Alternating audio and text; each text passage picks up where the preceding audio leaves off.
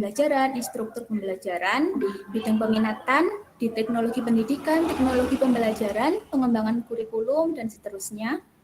Pendidikan, S1 Teknologi Pendidikan Universitas Negeri Malang pada tahun 2017 hingga tahun 2021. Pengalaman sebagai fasilitator pembelajaran di Garut, pengumpul data penelitian percepatan Profesor tahun 2020, pembantu lapangan peneliti pengabdian kepada masyarakat 2020, anggota peneliti mahasiswa dalam penelitian pengabdian kepada masyarakat 2021, fasilitator pelatihan dan pendampingan pengabdian kepada masyarakat 2021. Kemudian penghargaannya sebagai berikut. Juara 2 Lomba Esai Mahasiswa tingkat Jawa Timur di tahun 2018, juara 1 Lomba Esai Umum tingkat nasional di tahun 2018, dan yang terbaru ada pemakalah seminar internasional Shaping a Better Future for Young Generation, Innovation in Early Childhood and Primary Education in New Normal Era. Kemudian pemakalah seminar internasional Shaping a Better Future for Young Generation Innovation in Early Childhood and Primary Education in New Normal Era, finalis LKTI tingkat nasional Universitas Negeri Yogyakarta, dan pemakalah International Conference of Innovation Science, Technology Education, Children and Health tahun 2021. Kemudian artikel jurnal atau proceeding publication di Google Scholar sebagai berikut. Wow, sudah seperti daftar pustaka. Yang terbaru di tahun 2020, pengembangan video 3 dimensi pada mata pelajaran IPS jenjang SMP. Kemudian 2021, Building Internalization of Early Childhood Learning through Collaborative Learning. Kemudian yang terakhir, untuk yang 2021, How Does Educational Technology Answer Challenges? Empirical Theoretical Studies and Public Perspective Journal of Education and Learning, EduLearn. Kemudian result of person or instructor or trainer speaker, Dewan Juri Lomba PKN dan esai pada kegiatan 12 Maba, dan yang terbaru pemateri presentasi interaktif pelatihan media pembelajaran PowerPoint interaktif di SD Negeri 1 Sumber Suko. Demikian CV dari pemateri kita hari ini. Selanjutnya kita akan masuk ke sesi penyampaian materi. Kepada Mas Zahid, dipersilakan. Baik, bismillahirrahmanirrahim. Assalamualaikum warahmatullahi wabarakatuh. Baik, teman-teman sekalian, di sini yang terhormat kepada Ketua Umum UKM Penulis, Koordinator Inkubator UKM Penulis, serta rekan-rekan UKM Penulis yang berbahagia di sini. Kita sudah berapa lama ini tidak ketemu ya, jadi saya nggak pernah ketemu wajah-wajahnya ini, saya nggak pernah tahu ya ini seperti apa, tahunya secara virtual gitu ya. Tapi semoga, tapi ini potensinya apa ya, sekarang tatap muka terbatas, barangkali suatu saat nanti inkubator mau mengadakan kelas gitu ya, tapi secara tatap muka tapi terbatas, minimal berapa orang, maksimal berapa orang begitu ya. Oke, sebagaimana biasa kemarin kita sudah tentang metodologi penelitian ya. Jadi itu penting sekali buat rekan-rekan untuk menentukan arah penelitian saudara nanti mau seperti apa. Kalau dalam kemarin itu ada kuantis, kuali, sama pengembangan gitu ya. Sebenarnya ada penelitian tindakan kelas, tapi itu bagi yang sudah jadi guru gitu ya. Tapi nanti akan mungkin kita ulas sedikit ya mengenai itu. Tapi di sini saya akan lebih fokus kepada bagaimana kita membahas dari yang penelitian yang sudah kita lakukan, misal ya. Sama nanti kita akan mencari jurnal-jurnal yang lain. Nah, pertama-tama kita akan mencari jurnal dulu ya di sini. Barangkali teman-teman ingin segera publikasi jurnal. Mas, kesuwen Mas kalau tentang pembahasan sih, nanti langsung aja Mas tentang jurnal lagi, ini caranya. Nah, oke. Kita akan cari jurnal-jurnal yang misalnya kita itu ingin bagaimana supaya jurnal itu masih ingin mempublikasikan artikel kita ke dalam jurnal-jurnal ilmiah di luar sana. Ya, walaupun saya hanya mungkin akan mengajarinya di nasional saja ya. Karena kalau internasional itu saya takut dari rekan-rekan sendiri ketika rekan-rekan publikasi ke internasional, rekan-rekan dikenakan biaya 20 juta begitu kan, kayak gimana begitu loh. Ya apa kalau apa ya gimana ya. Jadi 20 juta itu kalau dibuat UKT itu sudah berapa semester itu ya. Jadi memang itu dilemanya internasional jurnal itu memang seperti itu. Kadang ada kalau bahasa dari kemarin itu saya kebetulan mengikuti salah satu webinar, bukan webinar, seminar, karena saya ikut tatap muka ya. Itu seminar dari yang menyelenggarakan S2 dan S3 teknologi pembelajaran, itu tentang uh, uh, pemulihan publikasi ilmiah ya, istilahnya seperti itu. Dan di situ dikatakan ada beberapa jenis lah istilahnya untuk publikasi-publikasi yang ada di luar sana. Ada yang memang fungsinya untuk komersil, tapi ada juga yang fungsinya memang untuk sosial, ada juga yang fungsinya untuk pendidikan. Nah, yang tujuannya komersil biasanya ini adalah kita nulis artikel, kemudian dimasukkan ke jurnal. Nah, kalau ketika sudah masuk ke jurnal itu, maka kita akan dikenakan biaya. Biasanya kayak contohnya Elsevier, Taylor Friends, dan kawan-kawan itu ya, yang biasanya kita temukan di Science Direct gitu ya. Nah itu itu dikenakan biaya biasanya minimal, paling minimal itu yang saya biasa temukan itu 10 juta. Paling minimal itu. Itu Scopus Q1. Tapi memang saya pernah juga menemukan beberapa internasional jurnal yang gratis. Itu pernah juga, cuma pasti saingannya sangat ketat. Nah, dan itu publikasinya sangat lama, bisa 3 tahun, bisa 2 tahun baru publikasi, karena saking lamanya antri begitu ya. Nah, memang ini sebuah dilema, kita sudah capek-capek nulis, kita bayar 10 juta begitu misalnya, tapi pada akhirnya itu dijual lagi.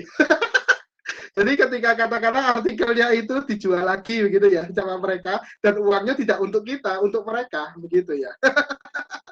Jadi saya sarankan untuk teman-teman ya minimal nasional dulu saja, karena nasional ini untuk jurnal saya masih belum menemukan jurnal untuk nasional yang untuk memang untuk ladangnya untuk bisnis, tapi sudah mulai beberapa sudah mulai muncul. Saya sudah ya, tapi cuma sedikit Mas Yan. Untuk menghindari seperti bisnis-bisnis seperti itu, nah kita akan coba ya rekan-rekan. Saya boleh share screen ya Mbak Leni. Mohon izin share screen.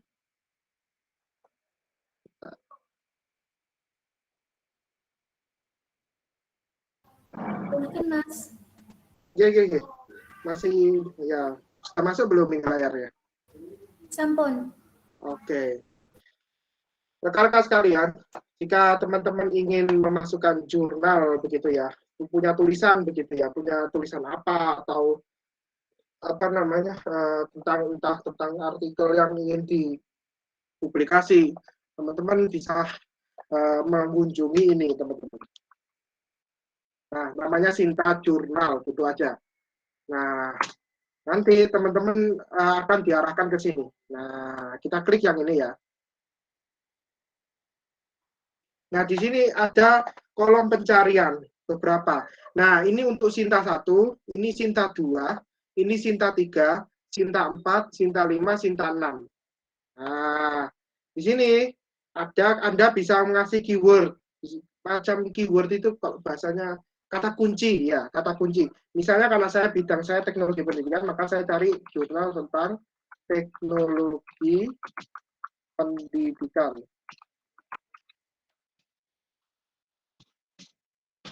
Nah, oke, di sini sudah mulai muncul di sini. Nah, ada keterangan di Universitas Negeri Jakarta ada Sinta 2. Nah, ini Jurnal Teknologi Pendidikan Universitas Jakarta. Kuangsang Jurnal Teknologi Pendidikan Sinta 2. Misalnya saya mengambil salah satu yang Sinta 2 yang paling bagus. Jadi ini ranking Sinta ini adalah ranking ya, istilahnya sebenarnya kalau dibahasakan ini lebih pasnya nanti Anda akan pelajari waktu S2 ya. Tapi saya akan membahasakannya secara sederhana. Ini Sinta ranking Sinta 1, Sinta 2, Sinta 3 ini cenderung lebih ke ranking-ranking yang dimiliki jurnal. Biasanya dia mempengaruhi impact.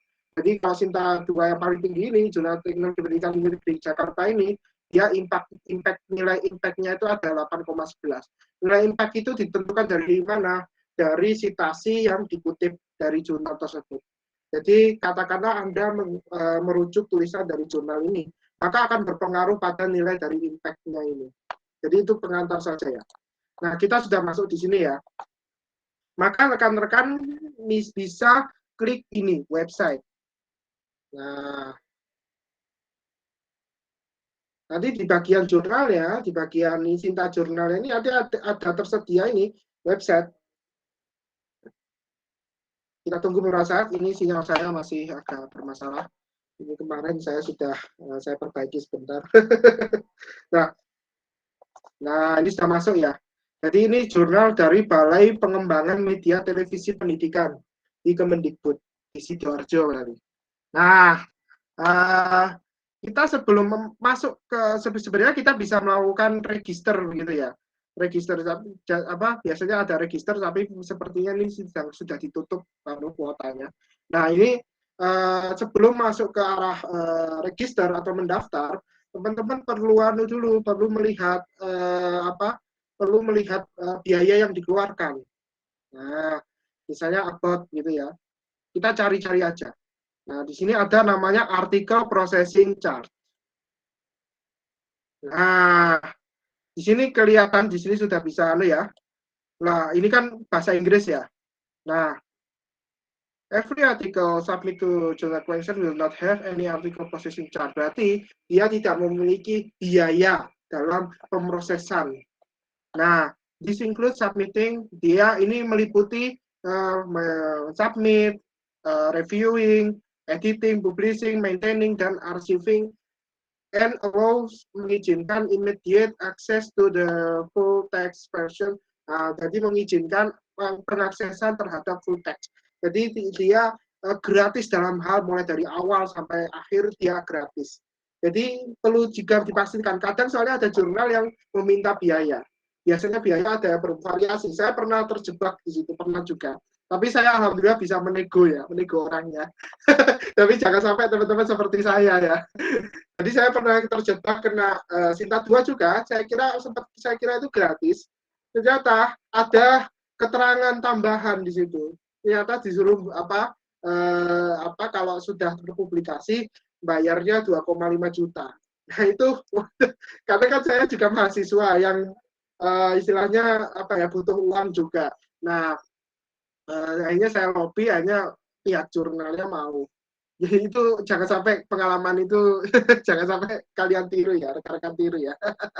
Ya jadi untuk bisa untuk bisa memprosesing ya, istilahnya memprosesing charge dalam arti untuk sebelum melangkah masuk ke dalam mensubmit artikel, Anda harus lihat dulu biayanya berapa.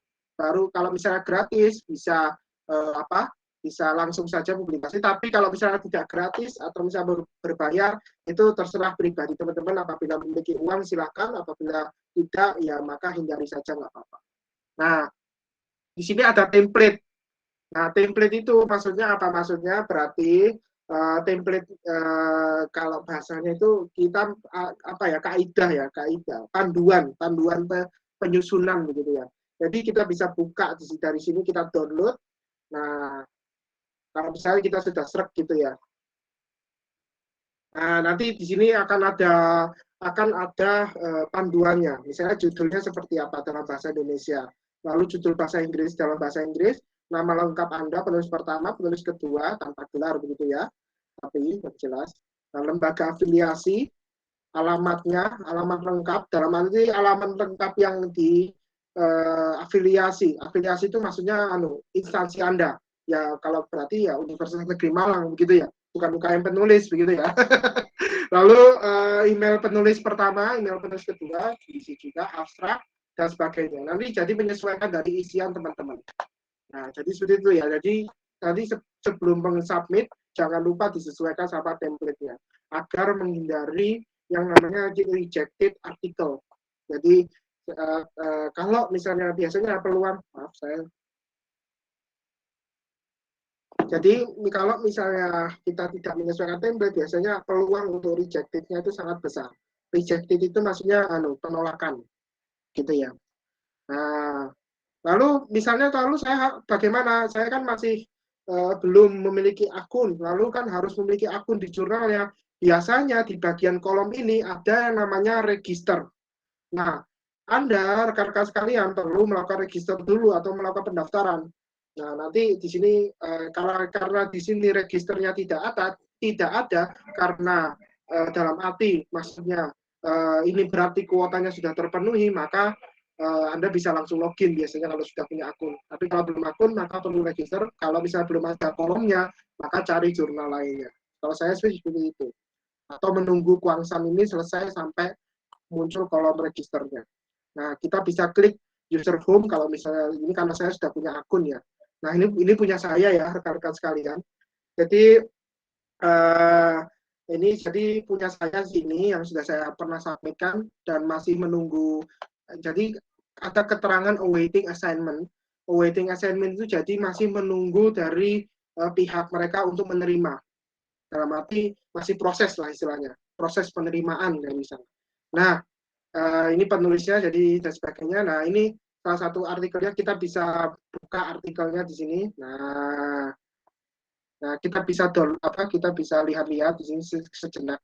Jadi nanti ketika rekan-rekan nanti untuk mensubmit artikel, rekan-rekan nanti akan diminta untuk mengisikan nama, URL profil, barangkali kalau punya link Google Scholar atau blog gitu ya. Lalu afiliasi, Universitas Negeri Malang, lalu country, negara, bio statement. Ini bio statement opsional ya, dalam arti terserah mau diisi apa tidak. Sama penulis kedua juga nanti diisikan. Jadi teman-teman yang penulis pertama pasti akan diminta untuk mengisi penulis kedua juga, penulis ketiga juga, begitu ya. Jadi penulis pertama ini punya tanggung jawab yang sangat besar dalam dalam ya istilahnya entah penamaan dan sebagainya begitu ya. Jadi juga judul, title. Jadi ini judul saya, analisis tingkat relevansi kualifikasi profesi guru dari bidang teknologi pendidikan di sekolah misalnya. Lalu ini abstraknya, lalu indexing juga nanti teman-teman juga perlu isi, ini referensi begitu ya. Nah, jadi teman-teman, jurnal itu sebenarnya memang ada panduan-panduannya dalam tapi kalau kita sudah mulai terbiasa untuk mempublikasikan dan sebagainya, itu nanti lama-lama kita akan bisa sendiri begitu loh. Jadi teman-teman bagaimana ya latihan lah. Kalau di bahasa, saya kan sekarang juga kebetulan lagi kelas bahasa Inggris juga ya. Ya ikut kelas begitu ya. Saya sebagai peserta gitu ya. Nah itu kalau saya tidak banyak belajar dalam arti banyak belajar untuk memahami kosakata, mempraktekkan kosakata, ya nanti akan susah juga. Tapi kalau lama-lama saya melatihkan kosakata itu lama-lama ya bisa juga. Ya minimal paham, intinya begitu. Nah, jadi seperti itu ya. Jadi ini secara administratif untuk publikasi jurnal seperti itu. Anda juga bisa mengambil jurnal lain. Misalnya ini ya. Misalnya ini aja. Misalnya ini. Nah, caranya sama. Kita bisa pilih yang ini, website.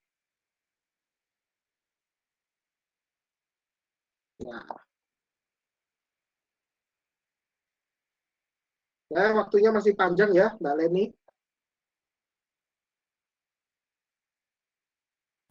Nggih, Mas. Masih panjang ya, alhamdulillah. Nah, misalnya di sini sama, rekan-rekan perlu mencari berapa harga biayanya. Ini ada artikel processing charge. Nah, kita lihat. Oh, ternyata ada harga 750.000. Berarti untuk mempublikasikan artikel ke sini, Anda harus membayar 750.000. Nah, untuk apa? Untuk kalau misalnya Anda sudah punya uang, misalnya Anda punya uang lah, istilahnya punya uang untuk membayar ini, punya dana. Nah, Anda bisa register seperti yang tadi saya sampaikan. Nah, register. Nah, Anda bisa mengisi first name, middle name, kalau punya nama tengah, kayak saya kan, Zahid gitu ya, first name. Middle name-nya berarti Zufar At, gitu ya. Last name-nya Tarik, gitu ya. Lalu afiliasi pasti UN, country, negara Indonesia. Lalu ketika login nanti emailnya apa, lalu username-nya maunya apa, Biasanya kalau saya misalnya ini ya. Biasanya kalau saya ini, biasanya dimintanya seperti ini. Jadi ada nama, ada kata-kata berupa simbol-simbol berupa huruf, underscore sama angka. Biasanya dimintanya seperti itu. Jadi ya mungkin bisa teman-teman catat ya, tapi jangan menyerupai nama saya begitu, terus nama teman-teman aja. Lalu passwordnya silakan mau apa, repeat password, lalu nanti dicentang saja semua, dalam arti Anda bisa centang, Anda mungkin bisa baca dulu atau mungkin centang semua begitu. Tapi yang paling penting ini, tentang yang ini ya, karena Anda setuju untuk to have my data collected and stored according to the privacy statement. Jadi menyesuaikan sama ketentuan yang ada di sana begitu ya. Nah, kalau sudah nanti teman-teman kalau sudah nanti klik ini ya, I'm not a robot sama register. Nanti kalau misalnya rekan-rekan sudah memiliki akun ini, Anda rekan-rekan bisa login gitu ya. Ya, kalau login sudah biasa gitu ya, pasti username sama password gitu ya. Oke ya, begitu ya rekan-rekan sekalian. Ini sekadar pengantar saja dari saya tentang tips dalam menembus jurnal ya. Nah, biasanya di jurnal itu ada namanya peer review proses. Peer review proses biasanya ada, tapi tidak semua begitu. Tidak semua menyertakan begitu. Tapi biasanya ada peer review proses. Maksudnya apa? Proses dalam review artikel Anda begitu. Ini di sini ada nggak ya? Kita coba. Oh, kayaknya nggak ada di sini. Ya biasanya ada. Oh ini ada. Ini ada. Yang satunya, yang jurnal satunya ada.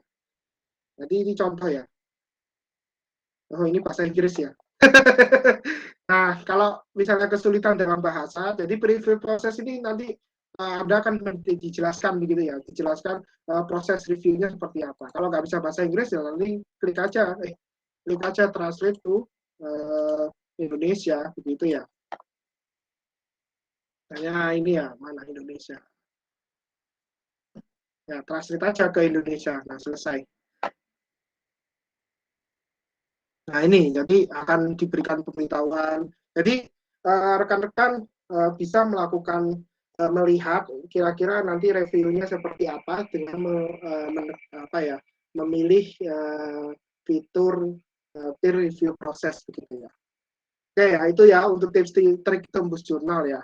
Nah, sekarang tips trik saya untuk mencari artikel sebenarnya mudah sekali. Anda rekan-rekan sudah biasa begitu ya melihat Scholar gitu ya.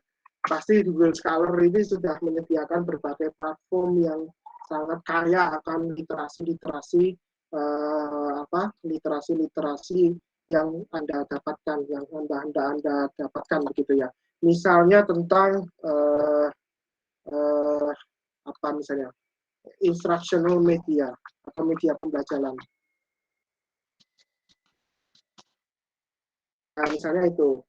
Nah, di sini sudah ada dari tahun 71 dan sebagainya. Nah, kan biasanya Mas, biasanya kan mintanya 10 tahun terakhir. Nah, kita bisa ubah rentang khususnya. Jadi dari 2011 ya, karena 2021 ya. Lalu klik telusuri aja. Nah, sudah menyesuaikan dia. Nah, kalau keyword Anda bahasa Inggris, maka dia akan memunculkan literasi-literasi yang berbahasa Inggris. Tapi kalau keyword Anda berbahasa Indonesia, maka dia akan memunculkan tulisan-tulisan yang berbahasa Indonesia. Kalau misalnya bahasa, maaf saya karena nggak tahu juga secara utuh ya, saya akan coba pakai Google Translate. Misalnya kalau keyword kita bahasa Arab, misalnya tentang media pembelajaran, gitu ya. Enggak ya? Oh ini, itu ya, kopi. Kalau keyword kita bahasa Arab, nah, maka yang akan muncul ya bahasa Arab. Jadi sebenarnya sederhana. Nah, ini bisa kita Indonesiakan. Nah, selesai. Jadi Anda teman-teman bisa merujuk juga tulisan-tulisan dari Arab. Jadi Google Chrome itu dimanfaatkan. Ada fitur yang namanya translate langsung tanpa harus Anda masuk ke Google Translate begitu ya. Nah, jadi Jadi seperti itu ya rekan-rekan sekalian. Nah, lalu Mas, kalau ini kan jurnal. Kalau buku bagaimana? Nah, buku juga sama. Kita bisa pakai ini, Z-Library. Z-Library Indonesia ya, kalau ingin cari bukunya. Bahasa Indonesia. Cuma kalau Indonesia nggak terlalu banyak banget timbangan daripada yang di luar negeri gitu ya. Nah, kita pilih yang buku. Kita tunggu beberapa saat. Sepertinya ini sinyal lain.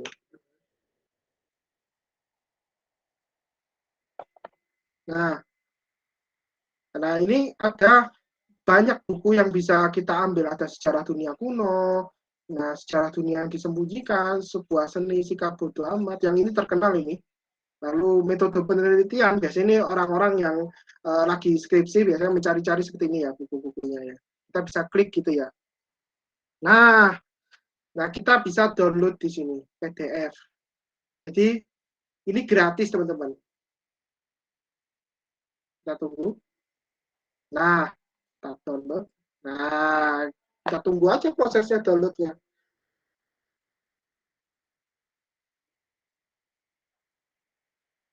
Nah, selesai kita bisa open di sini. Nah, ini sudah jadi buku. Jadi bukan jadi buku, maksudnya jadi PDF dalam bentuk e-book begitu ya. Nah, ini bukunya. Sudah berapa ini ya, berapa halaman ini? Ya, jadi buat teman-teman yang kesulitan mencari buku di toko buku atau apa, bisa mencoba untuk Z-Library ini ya. Jadi kita belajar untuk mencari, untuk berwawasan secara digital gitu ya.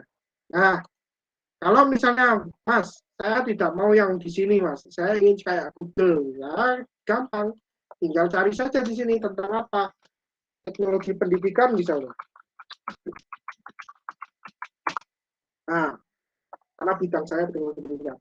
Nah, di sini sudah banyak sekali pengembangan teknologi pendidikan dan peranan pendidik menggunakan media, komunikasi pendidikan bagi keluarga TKI, dan sebagainya. Teknologi pendidikan di abad digital. Ini misalnya saya mau pakai yang ada inovasi pendidikan, melejitkan teknologi. Nah, lalu sama caranya download di sini. Nah, tunggu beberapa saat. Nah, open. Nah, kita tunggu. Sepertinya ini trouble. Nah, ini sudah mulai muncul gambarnya. Nah, ini bukunya. Nah, ini ada penjelasan nih.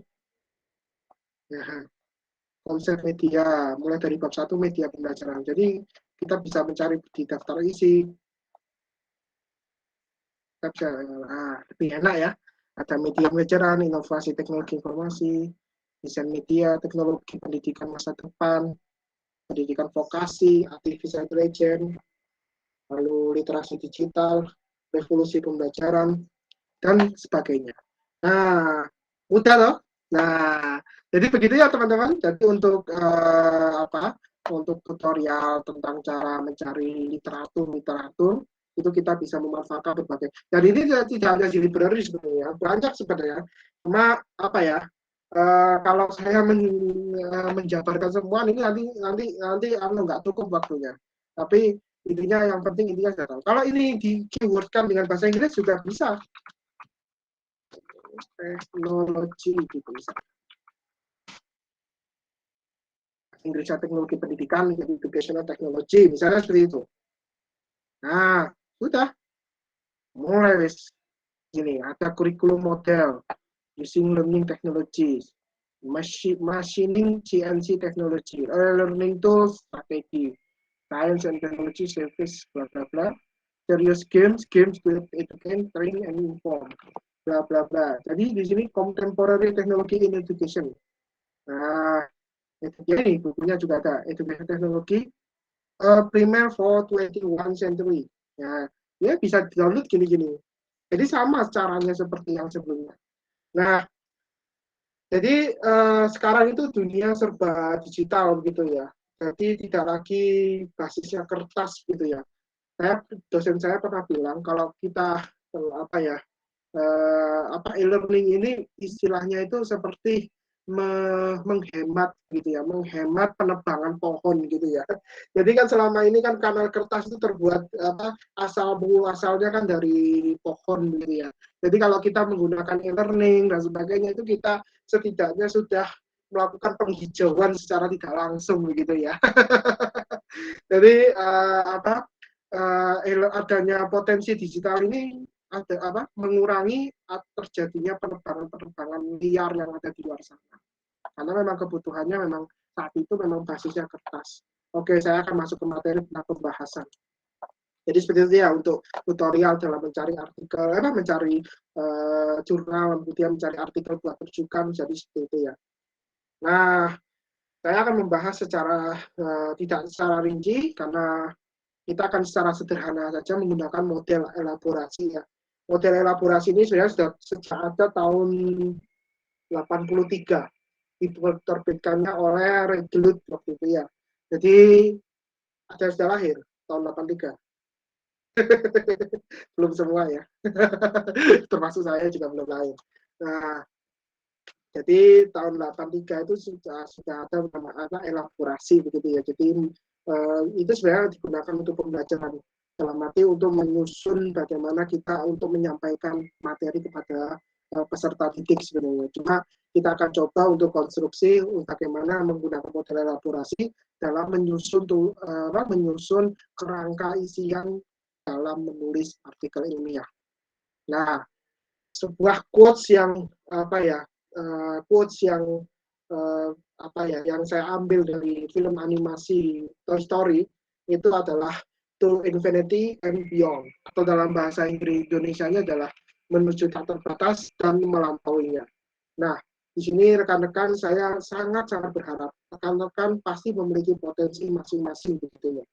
Berarti rekan-rekan di sini pasti memiliki daya cipta rasa karsanya masing-masing.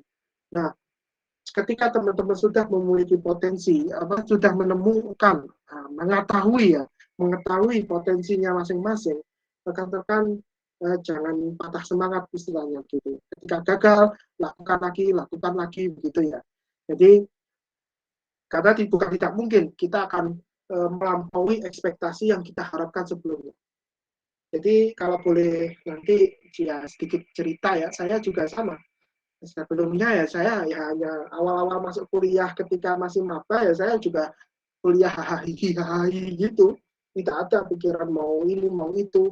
Tapi ternyata ketika saya sudah menemukan potensi begitu ya, ya karena saya mengembangkan terus dalam arti ini bukan bermaksud sombong ya, mengembangkan terus intinya belajar mencoba terus, akhirnya ya istilahnya alhamdulillah sudah sampai segini begitu ya.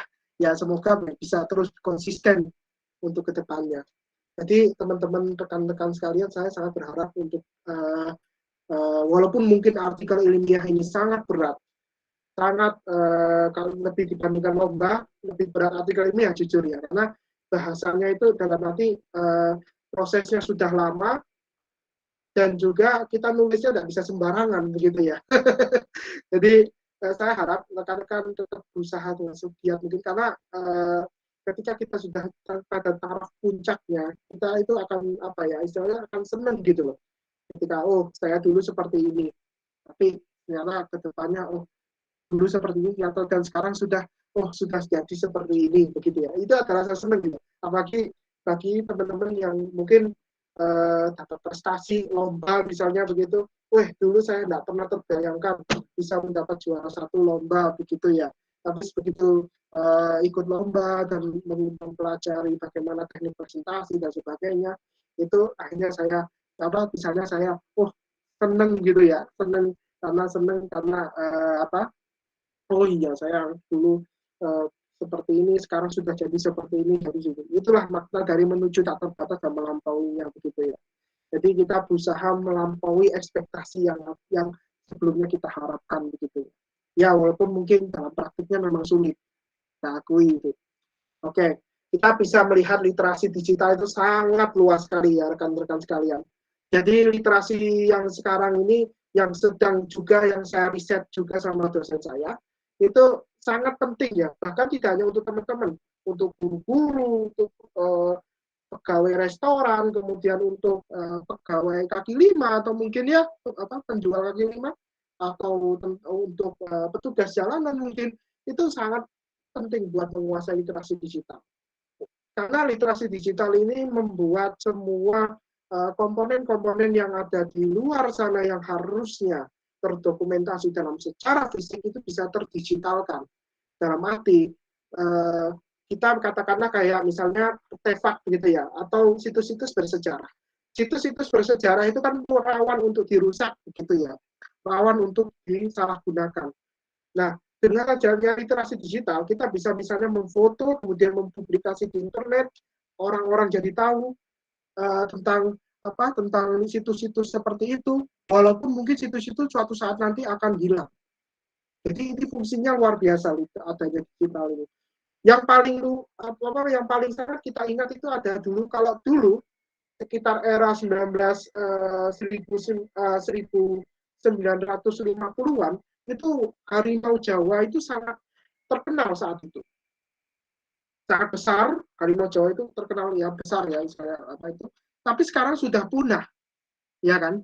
Sekarang sudah punah. Di Indonesia sendiri tinggal yang ada tinggal harimau Jawa. Harimau Sumatera. Kalau dulu ada harimau Bali, harimau Jawa, ya harimau Bali sama harimau Jawa begitu ya. Nah itu kan kita sebagai generasi yang tahun 1950 kan kita nggak lahir begitu ya. Kita masih masih ya dalam takdir begitu ya.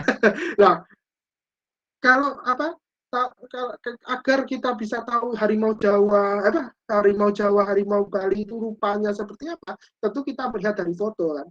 Nah, disitulah pentingnya literasi digital, sehingga kita jadi tahu. Kalau kita searching saja di Google, harimau Jawa, harimau Sumatera itu seperti apa, Google Image saja, kita sudah tahu gambarnya seperti apa, walaupun mungkin sensusnya hitam putih begitu ya. Oke.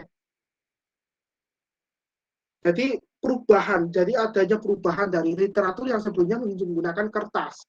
Jadi kalau kertas itu asal mulanya kembali lagi dari pohon. Dengan kita menggunakan literasi digital sebagai sebagai nuansa dalam membaca atau nuansa dalam berpikir lah istilahnya untuk belajar, maka kita bisa setidaknya berusaha untuk menghemat kertas yang akhirnya secara tidak langsung kita melakukan penghijauan gitu ya. Jadi literasi digital ini dampaknya sangat luar biasa sebenarnya. Ya walaupun mungkin kalau ditinjau secara akan susah juga bagi mereka yang ekonominya sangat rendah begitu ya. Nah, karena dan sekarang pun sudah berbasis digital, jadi semua sudah bisa diakses begitu ya. Kalau bayangkan kalau dulu itu orang, ini cerita dari orang-orang tua begitu ya. Kalau orang-orang ingin belajar, dia harus menunggu edisi majalah berikutnya seperti apa. Kalau ingin mendapatkan informasi baru, mereka harus menunggu edisi majalah berikutnya, koran yang edisi berikutnya. Kalau sekarang, beberapa jam kemudian sudah update informasi terus. Jadi semua literatur itu sudah terorganisir dengan sangat baik dalam bentuk digital. Jadi kita bisa tinggal tekan-tekan saja, kita sudah mendapatkan informasi-informasi baru. Jadi kalau dikatakan dalam bentuk paradigma perubahan tatanan dunia, kalau dulu membutuhkan 40 tahun baru berubah, kalau sekarang kita hanya butuh 5 tahun saja paling sudah berubah kita. Jadi seperti itu ya. Maka dengan kebebasan seperti itu, masihkah Anda akan berkeluh kesah dalam arti? Masihkah teman-teman akan merasa, waduh belajar tulis itu akan sulit? Padahal literatur di internet, YouTube, dan sebagainya itu sudah banyak yang membahas tentang bagaimana misalnya cara membuat video, itu sudah banyak. Lalu bagaimana cara mengajar bagi teman-teman yang sekarang lagi KPL. Nah itu sudah banyak yang membahas tentang seperti itu. Jadi kebebasan-kebebasan ini mumpung lagi ada, mari kita manfaatkan dengan baik. Itu ya. Nah, secara konsep itu literasi digital itu ada seperti ini ya, ada ada kreasi, komunikasi, kolaborasi, online safety, dan information search and evaluation. Jadi ada integrasi antara kelima komponen ini. Jadi Anda ada bisa berkolaborasi dengan rekan-rekan yang mungkin di luar negeri. Jadi saya juga pernah punya berkomunikasi dengan orang Rusia, jujur ya. Saya pernah kok ngomong-ngomongan sama orang Rusia dan mereka ternyata masih percaya sama alien, itu masih percaya. Jadi akhirnya ini jadi informasi baru buat saya bahwa mereka, ternyata mereka di negara sana mereka masih percaya alien, walaupun di negara kita sendiri kita masih mempercayai namanya jin begitu ya. Ya memang secara agama memang ada ya. Lalu ada komunikasi, ada kreasi, kita bisa berkreasi juga di sini. Lalu informasi, search, kita bisa mencari informasi sebanyak-banyaknya yang kita mau, yang kita sukai. Beda kalau zaman dulu kan kita nggak bisa seperti itu. Kita nggak bisa. Kita harus nunggu berapa hari, entah berapa tahun, baru bisa mendapatkan informasi yang kita inginkan. Tapi kalau sekarang, kita tinggal cari saja di keyword, di Google, maka sudah muncul informasi-informasi yang akan kita inginkan. Jadi begitu ya. Jadi itu secara sederhana konsep konsep literasi digital begitu. Nah, kita perlu tahu juga bahwa elaborasi itu sebenarnya bahwa bagaimana setelah kita menyusun, kita mendapatkan informasi-informasi yang kita dapatkan itu, bagaimana kita bisa menyusunnya ke dalam tulisan. Nah, saya akan mengenalkan sedikit. Sebenarnya banyak dari kajian-kajian untuk menulis itu banyak sekali. Ada yang menulis pembahasan dengan langsung, ada juga yang menulis pembahasan dengan cenderung menggambarkan saja. Ada juga yang menulisnya dengan seperti ini, dari sederhana menuju kompleks. Jadi atau kita bisa mengatakan sebagai elaborasi. Nah, elaborasi itu adalah sebenarnya penyusun kerangka isi dari sederhana menuju kompleks, dalam arti dari umum ke rinci, dari umum ke spesifik, itu ya sederhananya ya. Jadi kita bisa menyusun itu, lalu atau kita juga bisa menyatakan pencatatan urutan. Jadi kita bisa bahkan mencatat dulu apa saja yang nanti yang akan diisi, gitu ya. Jadi mencatat kerangka isi yang akan dibahas dalam tulisan. Itu menurut Pak Degeng tahun 89. Jadi elaborasi ini sebenarnya sangat bagus, sangat dalam arti sangat memberikan konstruksi konstruksi tulisan kita jadi lebih detail begitu ya. Ibaratnya seperti Anda ingin membuat sebuah tulisan mengenai tentang video pembelajaran, pengembangan video pembelajaran menggunakan apa misalnya. Nah, otomatis video itu kan basis dasarnya itu dari mana? Pasti dari media kan. Maka Anda perlu membahas tentang media terlebih dahulu, media pembelajaran. Jadi ada dasar mengapa Anda menulis tentang video. Begitu. Dasarnya pasti tentang tentang kondisi di lapangan kalau di pendahuluan ya. Tapi nanti itu akan dikaitkan juga tentang kebutuhan media. Apa fungsi media di sini? Gitu loh. Nah, fungsi media kan pasti adalah perantara ya untuk mempermudah proses belajar mengajar. Perantara yang digunakan guru dalam menyampaikan informasi atau pesan pembelajaran kepada siswa, misalnya seperti itu. Jadi video, misalnya kalau video seperti itu. Jadi ada medianya, apa fungsi medianya, lalu baru menuju ke arah video. Jadi seperti itu. Nah, kalau sudah tahu info ini, apakah Anda akan berkeluh kesah? Biasanya kenapa saya bisa menuliskan seperti ini? Karena biasanya saya sering melihat status gitu ya, status WA, orang memfoto artikelnya begitu ya, lalu memfoto artikelnya lalu dikasih emoticon kayak capek begitu ya. Ya memang menulis karya ilmiah itu memang sangat capek, melelahkan memang. Tapi kalau kita sudah mulai terbiasa dan sebagainya, kalau memang kita ada dasar suka, kemudian pertama suka, kemudian mulai terbiasa, kita akan suka. Kita akan ya enjoy saja begitu ya. Jadi apalagi yang perempuan-perempuan ini biasanya waduh, ketika ada ketika ada tugas kuliah gitu ya, misalnya tugas kuliah aja, nggak usah artikel ilmiah. Ketika ada tugas kuliah saja, sudah biasanya update status, kasih emoticon macam-macam yang lebih banyak dari laki-laki. Kalau laki-laki kan paling cuma senyum, apalagi kalau nggak gini begitu ya. Jadi seperti itu ya. Jadi ibaratnya kalau Kalau bahasa gaulnya sekarang apa ya? Kalau berkeluh kesah itu uh, curhat ya, banyak curhat ya istilahnya ya. Ya mungkin bukan curhat ya, apa ya? Saya lupa namanya. Kalau bahasa gaulnya apa sekarang? Ya mungkin nanti saya cari. Nah, kalau komponen elaborasi, sebenarnya elaborasi ini memang digunakan untuk pembelajaran ya, kan. Tapi kita bisa sebenarnya bisa. Nah, ada komponen-komponennya, yaitu dari urutan sederhana menuju kompleks. Itu ada komponen yang pertama itu ya, elaboratif ya. Jadi kita mengurutkan dari sederhana menuju kompleks apa saja. Jadi kalau pembelajaran biasanya begitu. Lalu ada urutan prasyarat belajar. Jadi ada penguraian dari konten, dari strategi apa yang dari urutan sederhana itu ya, dari ke kompleks gitu ya. Jadi ada penguraian begitu. Ada kemudian ada rangkuman, yaitu meninjau apa yang telah dipelajari. Jadi ada yang dibuat ringkasan istilahnya begitu. Lalu ada sintesis, mengintegrasikan atau menghubungkan ide-ide begitu ya. Lalu analogi, menggunakan ada penggunaan ide konsep yang sudah dikenal gitu ya. Lalu aktivator strategi kognitif. Maaf, ya ada aktivator strategi kognitif yang berarti ada elemen lain yang digunakan agar untuk memahamkan pada peserta didik. Lalu yang terakhir ada format kontrol belajar, di mana orang yang belajar itu bisa memilih sendiri yang mau dipelajari yang mana. Itu ya kalau elaborasi seperti itu, kalau secara strategi.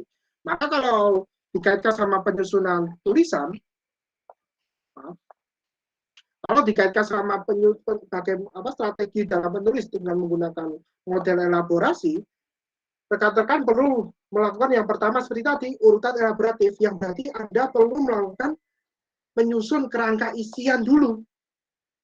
Isinya kira-kira mau jadi seperti apa? Misalnya judulnya tentang pengembangan atau mungkin tentang pengaruh blended learning terhadap hasil belajar. Misalnya seperti itu. Pengaruh blended learning terhadap hasil belajar. Maka kerangka isiannya tentang apa? Tentunya yang pertama kita bisa menyusun tentang teori pembelajaran atau mungkin lebih pasnya paradigma pembelajaran ya. Jadi paradigma pembelajaran konstruktivistik. Lalu mengkerucut lagi ke arah model-model pembelajaran yang bisa digunakan. Nah, nanti dikerucutkan lagi bisa menjadi blended learning, kemudian dikerucutkan lagi hasilnya seperti apa, lalu dikerucutkan lagi dibahas. Lalu prasyarat belajar, urutan prasyarat belajar. Maksudnya bagaimana? Rekan-rekan bisa mengurutkan dari jadi katakanlah seperti tadi, paradigma konstruktivistik misalnya, pada bagian paradigma konstruktivistik, itu harus diurutkan juga. Kira-kira yang mau diisi apa saja? Misalnya kondisi saat ini, lalu dikaitkan sama definisinya, lalu fungsinya apa. Jadi kan urut gitu. Nah itu dimasukkan pada masing-masing poin-poin yang sudah diurutkan tadi. Jadi seperti itu ya. Lalu pada tahap berikutnya ada rangkuman. Maksudnya apa? Mendeskripsikan isian. Baru kita mulai menulis. Istilahnya sederhananya seperti itu. Mulai menulis dari isi-isian yang sudah kita susun seperti itu. Lalu ada sintesis. Sintesis itu maksudnya apa? Mengintegrasikan antar tulisan. Jadi kadang-kadang kita itu ada yang tulisan yang nggak nyambung. Nah, ini yang seringkali saya temukan juga di beberapa tulisan-tulisan orang-orang juga. Kadang-kadang ada ide satu tiap paragraf itu kadang-kadang ada yang nggak nyambung begitu ya. Maka kita bisa melakukan pengecekan di situ. Nah, kalau misalnya ada yang nggak nyambung ya, kita bisa menambahkan kata-kata di situ. Nah, kemudian yang berikutnya analogi. Analogi ini opsional ya, karena tidak semua memakai, tapi ada juga yang memakai. Analogi ini adalah penyesuaian dengan yang ada di keseharian. Contohnya seperti ini. Saya biasanya ini yang saya selalu pakai gitu ya. Kalau saya menjelaskan dengan bahasa yang sangat tinggi begitu ya, bahasa yang sangat-sangat tinggi, sangat teoretik begitu ya. Itu apakah peserta akan paham dengan penjelasan saya? Oh tidak, belum tentu. Maka saya memberikan penjelasan dengan bahasa-bahasa yang sangat sehari-hari begitu ya. Bahkan PPT-nya pun saya susun dengan tidak terlalu sulit ya untuk dicerna gitu ya. Jadi analogi itu seperti itu. Bisa dengan model bahasa, bisa juga dengan model yang lain. Misalnya mungkin dengan puisi yang terkenal itu, kalau puisinya siapa? Terelie ya. Itu bisa dipakai misalnya untuk diintegrasikan dengan tulisan-tulisan. Oke. Izin mengingatkan Mas Zahid, waktunya kurang 5 menit. Oh ya, oke. Lalu yang kemudian aktivator strategi kognitif, yaitu penambahan simbol visual. Misalnya kita bisa menambahkan gambar dalam tulisan kita untuk memperkuat dari pemahaman dari pembaca. Lalu yang terakhir ini format kontrol belajar, yang berarti penilaian dari pembaca. Jadi penilaian pembaca ini maksudnya apa? Jadi ketika sudah kita mempublikasi artikel, maka yang menilai dari artikel kita adalah pembaca kita.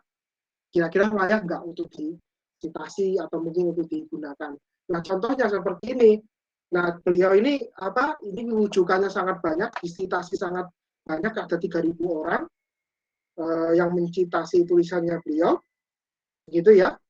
Nah, ini berarti tulisannya sangat berpengaruh dalam kehidupan di masyarakat. Nah, sedangkan tulisan dari sini, ya ini karena masih 100, maka masih belum begitu berpengaruh. Jadi begitu. Jadi harus berproses, gitu ya. Jadi seperti itu ya. Mungkin waktunya masih ada 4 menit, jadi saya akan coba untuk flashback ya sejenak. Ini adalah foto waktu ya teman-teman yang mungkin di sini sudah yang jadi mungkin ini ada Mbak Rista ya, jadi koordinator ya sekarang, masih apa ya. Jadi flashback sejenak ya, jadi saya akan flashback sejenak. Jadi dulu waktu UKMP ini perubahannya sangat luar biasa dari sejak zaman saya ya, intinya. Saya Saidati dan kawan-kawan. Waktu itu 2018 masih kelasnya itu masih PKM saja. Nah, kelas PKM dalam arti masih kelasnya cuma satu gitu ya, tidak bisa memilih kita. Nah, padahal waktu itu lagi booming-boomingnya kelas KTI, booming-boomingnya lagi karya tulis ilmiah. Jadi saat itu ya pernah waktu itu saya waktu ke CO sebelumnya, waktu itu CO saat itu namanya Mbak Friska. Nah, itu saya minta tolong ya ada kelas KTI gitu sekali-sekali, seenggaknya bisa buat fasilitasi pada teman-teman yang ingin ikut kelas KTI. Nah, ternyata akhirnya ternyata 2019 akhirnya benar-benar terjadi ada kelas KTI sama Saidati waktu itu ya. Lalu berkembang lagi waktu itu saya semester 4 ya 2019 itu ya. Itu minta ada kelas artikel karena waktu itu artikel lagi booming-boomingnya juga. Ya walaupun cuma sedikit waktu itu. Akhirnya 2021 ya ini akhirnya sudah diadakan kelas artikel. Jadi perkembangannya sangat cepat begitu ya. Jadi istilahnya saran saya untuk teman-teman pengurus, kelas artikel ini kalau bisa dipertahankan gitu ya, jangan eksistensinya gitu ya, karena suatu saat kita tidak lagi tentang karya tulis ilmiah mungkin, tapi kita akan coba untuk artikel ilmiah, karena apalagi kita sekarang skripsinya pun sudah berganti dengan artikel ilmiah. Mungkin itu ya yang bisa saya sampaikan. Ini flashback saya sejenak. Semoga bermanfaat bagi rekan-rekan sekalian. Ini terakhir kali saya bisa bertemu teman-teman 2019 tanggal 3 November. Dan itu berarti sudah hampir 2 tahun kita nggak pernah bertemu. Dan saya sudah nggak tahu wajah-wajahnya ini seperti apa sekarang. Oke, baik rekan-rekan sekalian, itu yang bisa saya sampaikan ya. Terima kasih atas kesempatannya. Semoga bermanfaat. Wassalamualaikum warahmatullahi wabarakatuh. Waalaikumsalam warahmatullahi wabarakatuh. Terima kasih Mas Zahid, penyampaian materi yang sangat menarik. Selanjutnya kita akan masuk ke sesi tanya jawab. Kepada peserta yang ingin bertanya, dipersilakan untuk raise hand terlebih dahulu, kemudian dapat menyalakan mic setelah dipersilakan oleh moderator. Apabila tidak dapat menyalakan mic, silakan untuk menuliskan pertanyaan di kolom komentar.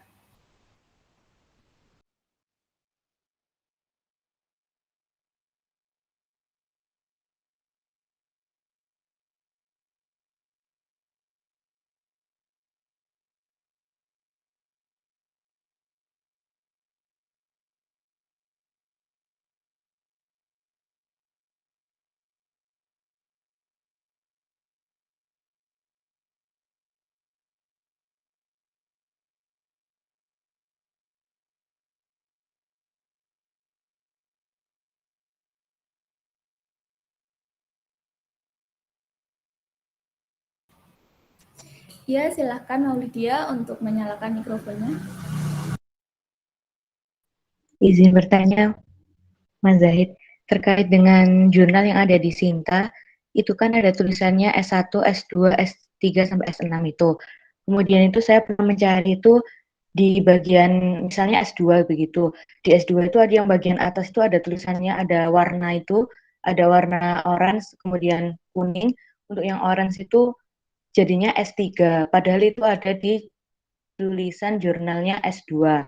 Tapi sesuai tahunnya begitu Mas. Jadi kalau misalnya tahun 2018 itunya jadinya S3, kemudian untuk yang tahun terbaru jadi S2 tetap.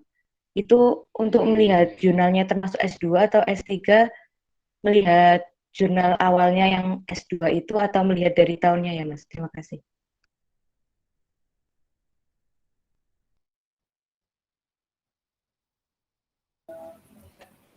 Ingin langsung dijawab atau menunggu pertanyaan selanjutnya, Mas? Oh, monggo. Saya langsung bisa atau gimana? Terserah. Silahkan langsung dijawab, Wawan, Mas. Oh gitu ya. Oke. Jadi begini, terima kasih ya buat pertanyaannya. Bagus ini pertanyaannya. Jadi biasanya memang seperti itu. Karena memang itu namanya apa ya? Itu akreditasi ya, akreditasi jurnal ya. Jadi Sinta 1, Sinta 2, Sinta 3 dan kawan-kawan itu adalah namanya akreditasi jurnal ya. Jadi memang setiap 5 tahun pasti berubah. Nah, katakanlah apa namanya? Apa ya? Tadi pertanyaannya kan ya, kan yang dilihat yang mana tahunnya apa Sintanya, ranking Sintanya begitu ya.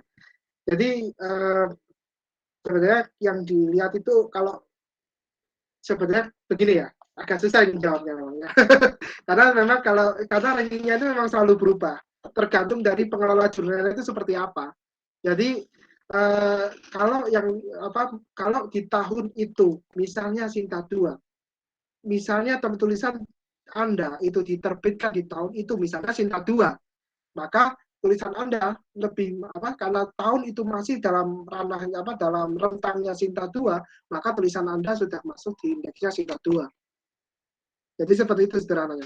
Tapi kalau tulisan Anda misalnya kok Anda submitnya tahun Sinta misalnya ke Sinta 2, ternyata tahun depannya itu dia turun ranking akreditasinya menjadi Sinta 3. Misalnya. Lalu dan tulisan Anda terbitnya tahunnya pada saat Sinta 2, maka tulisan Anda masih dikatakan sebagai Sinta 2. Sama kayak saya pernah sama Mbak Rista ini kebetulan, dan di Sinta 3 yang di UIN Jakarta ya waktu itu ya. Nah, Sinta 3 ternyata saya cek, itu ternyata sudah berubah jadi Sinta 2 sekarang, UIN Jakarta itu. Tapi tulisan saya apakah masuk ke dalam Sinta 2? Oh tidak, karena saat itu kita masih masuknya Sinta 3. Jadi seperti itu ya. Jadi memang kunci agar kalau Anda sebagai pengelola jurnal gitu ya, itu kuncinya agar ranking Sinta Anda bisa bertahan atau apa itu banyak-banyaklah publikasi di sana yang dalam artian tidak sama, dalam arti tidak selalu penulisnya sama terus gitu, enggak begitu, selalu penulisnya berbeda-beda. Misalnya syukur-syukur ada yang dari luar negeri misalnya menulis di jurnal tersebut, itu akan menaikkan ranking akreditasinya. Memang aturannya seperti itu. Jadi kembali lagi apakah itu akan masuk? Pernah juga terjadi seperti ini. Ada salah satu penulis itu dia masukkan salah satu jurnal yang waktu itu masih Sinta 3. Nah, bahasa Indonesia tulisannya Mas ya. Lalu ternyata tahun depan itu jurnal Sinta 3 itu sekarang sudah menjadi Scopus. Nah, lalu apakah serta-merta tulisan yang Sinta 3 itu menjadi Scopus? Oh, tentu tidak, karena ada namanya, karena waktu Sinta 3 kemarin, ya memang persaingannya tidak terlalu ketat, tapi begitu sudah Scopus, ya persaingannya sudah ketat. Nah, dan apalagi bahasa Indonesia ya, karena Scopus nggak menerima bahasa Indonesia, atau native language, itu tidak menerima mereka. Jadi seperti itu ya, itu Sederhananya seperti itu ya. Jadi kalau saran saya terbitlah secepat dalam arti upayakan terbit secepat mungkin ya, begitu. Dan biasanya untuk melihat karakteristik jurnalnya itu bagus atau tidak, biasanya dilihat dari artikel in press. Ada mungkin saya tidak bisa tidak boleh ya sudah ya. Nah, mungkin mbaknya bisa cek di situ ya, ada artikel in press atau arsip arsip. Kalau arsipnya itu sangat aktif, maka publikasi di sana.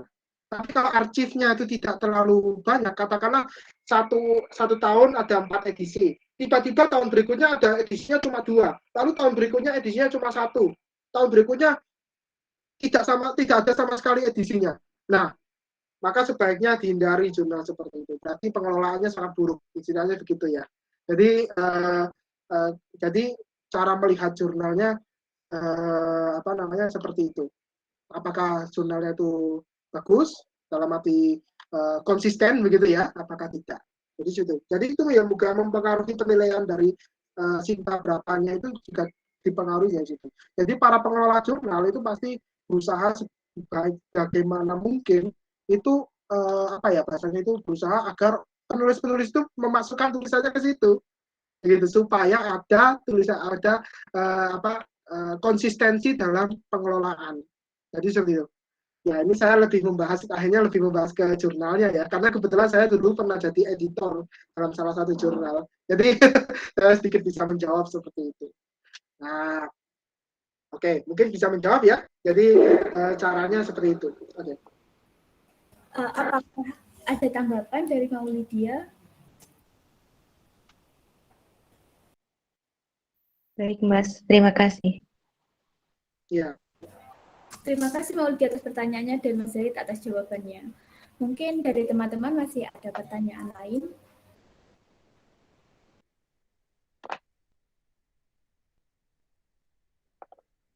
Monggo, Mbak Rista. Silakan Mbak Rista.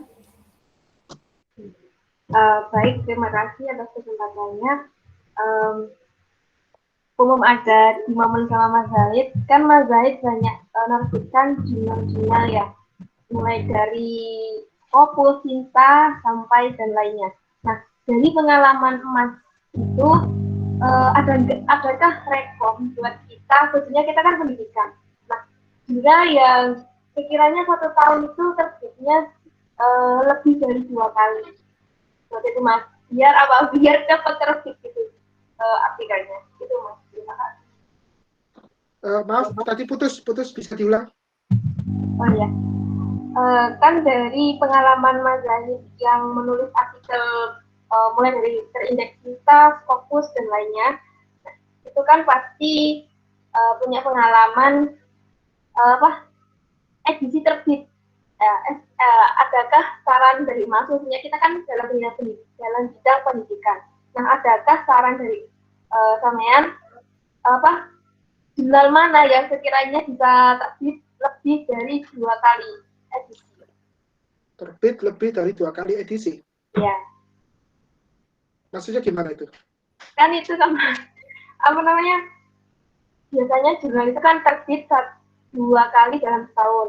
Oh gitu. Nah, terus? Ya. Nah, adakah yang lebih dari 2 kali dalam setahun itu? Oh. Ya. Silakan Mbak Zahid. Oke, saya langsung jawab ya. Ya. Kembali, caranya untuk melihat seperti itu adalah di arsip. Nah, di arsip itu biasanya akan ada di Saya boleh share screen nggak? Ini contohnya biar lebih mudah ya. Kalau ini ya. Ya? Nggih, monggo. Oke. Saya share screen ya.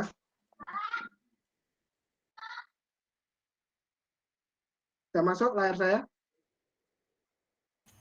Sudah, Mas. Oke. Misalnya seperti ini, tadi jurnal yang ini ya, tadi jurnal akademika ini ya.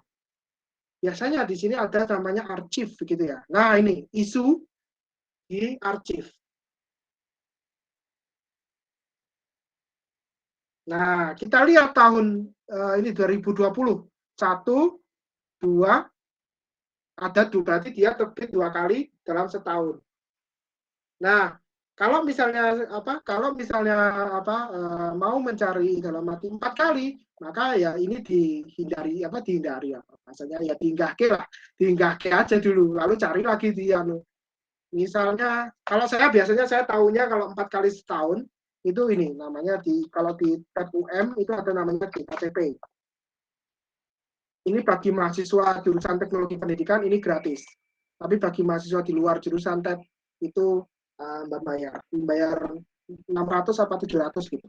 Nah, kita bisa lihat di bagian arsip di sini. Nah, 2020 ternyata dia 4 kali, 2019 4 kali, 2018 4 kali. Nah, berarti dia, dan ini sedang membuka volume untuk yang nomor 4 di 2021. Berarti Mbak Rista bisa masuk ke sini juga, begitu. Katakanlah misalnya atau 2022, Mbak Rista mau nulis lagi, misalnya 2022 pengen nulis di sini. Nanti peluangnya untuk publikasi di tahun tersebut, maka bisa mungkin di nomor 1-nya, nomor 2-nya dari situ. Jadi sebenarnya masalah cepat atau tidaknya itu tergantung dari berapa jumlah artikel yang disubmit oleh penulis. Misalnya kalau karena JKTP ini termasuk laris ya, jadi biasanya cenderung lama kalau JKTP ini.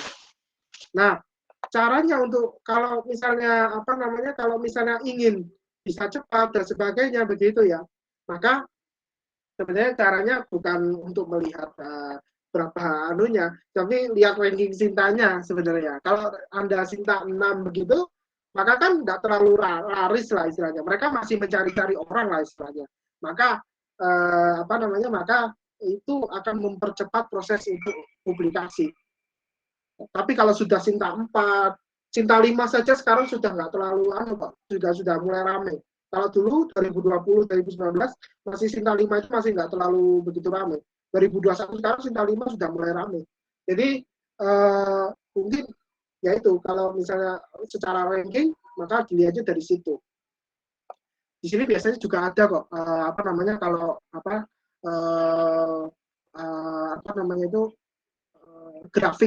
grafik yang visitor, kalau biasanya visitor ini tapi yang membaca, tapi biasanya grafik untuk penerimaan biasanya ada, tapi saya lupa di bagian mana begitu. Jadi seperti itu ya Mbak Rista. Jadi kalau lebih dari 2 edisi kembali lagi carinya di Sinta ini tadi, lalu coba satu-satu begitu ya, cari satu-satu di bagian arsip begitu ya Mbak Rista. Dan sebagainya. Mau ngomong lagi saya bingung. Jadi kalau ingin lebih mempercepat maka pilih saja Sinta 6. Apakah ada? Nah, ada kajian sastra. Ini mereka mereka masih mencari penulis ini mereka. Jadi untuk menaikkan ranking dari akreditasinya.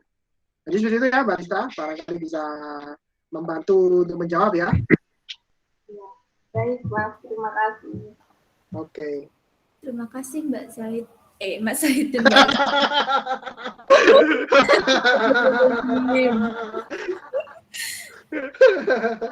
Oke. Oke, Mas Reni gitu ya. Jadi, karena sudah jam segini, sesi tanya jawab saya tutup.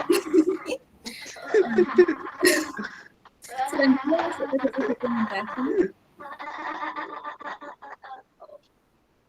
Buat tertawa itu enak ya. Mengubah dunia ya jadinya ya. Baik, sekarang ke sesi dokumentasi. Kepada teman-teman dipersilakan menggunakan kameranya. Silahkan on mic, kerudungnya dibenarkan terlebih dahulu. Barangkali ada yang melihat.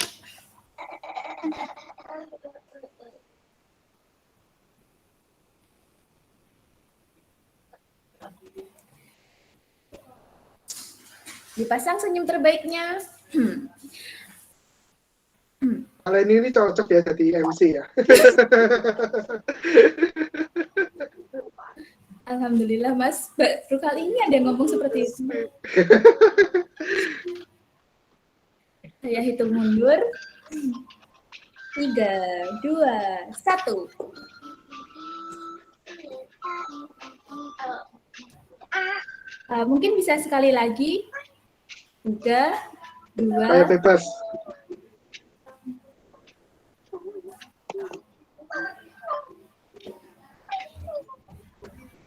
Sudah. Terima kasih. Terima kasih untuk Mas David yang sudah berbagi ilmunya yang sangat bermanfaat hari ini. Juga teman-teman sekalian yang sudah bergabung. Mohon maaf apabila selama pelaksanaan kelas artikel ini ada hal yang kurang berkenan. Sampai jumpa di kegiatan inkubator selanjutnya. Assalamualaikum warahmatullahi wabarakatuh.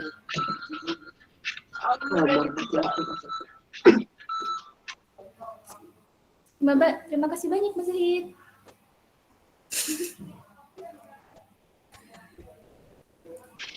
Terima kasih banyak juga atas kesempatannya.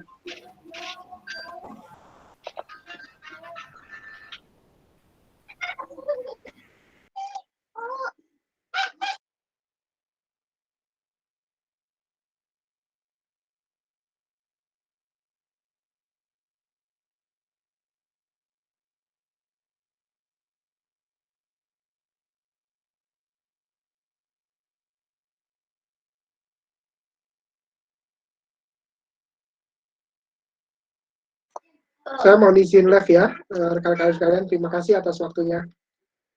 Iya, Mas. Terima kasih.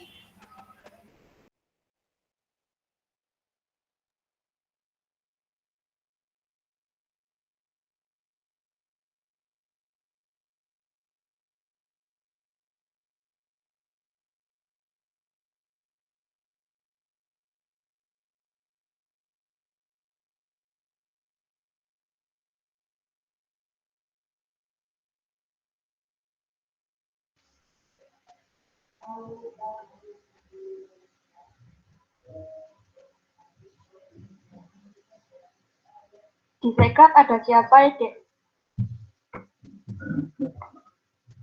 Dek backup ada siapa ya? Banyak nggak? Tadi ada 5 orang, tapi sekarang tinggal 3, dan sebentar lagi akan tinggal 2. Aku lupa tambah nggak on mic waktu biasa. Biasa, saya nggak apa-apa. Sama siapa satu nih? Sama Mas Ipet. Oh, Yoga pulang. Nggih, sampun. Pas itu mau ada kelas juga, Sol. Oh, Nanti ada Mas Juki juga, tapi wasulian. ngapain sampai di sana? Dalam? Ngapain? Enggak, sama daring matiin record. Recordnya dimatiin dulu baru ngobrol. Astagfirullah, maaf. Lupa. Ini nanti linknya di share atau enggak?